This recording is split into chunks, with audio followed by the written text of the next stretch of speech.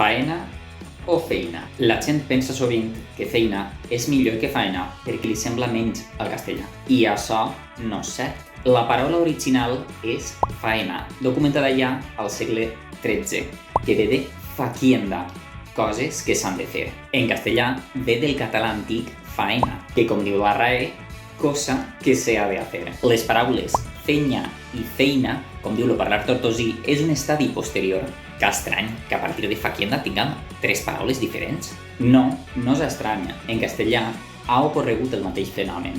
Sèpia, que ve del llatí sèpia, en algunes varietats dialectals del castellà meridional, andalús, com per exemple a Màlaga, on visqué ma mare, es diu jíbia. Este fenomen en castellà es diu jejeo, que consisteix en la sibilant C pronunciar-la G. Per tant, sèpia, jèpia. Hi ha un tancament de la E en I, hipia, i la P, que és una bilabial sorda entre dos vocals, s'ha sonoritzat.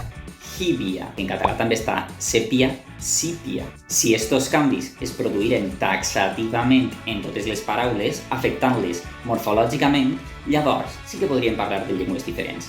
Però són casos aïllats. Mateix origen, evolució diferent.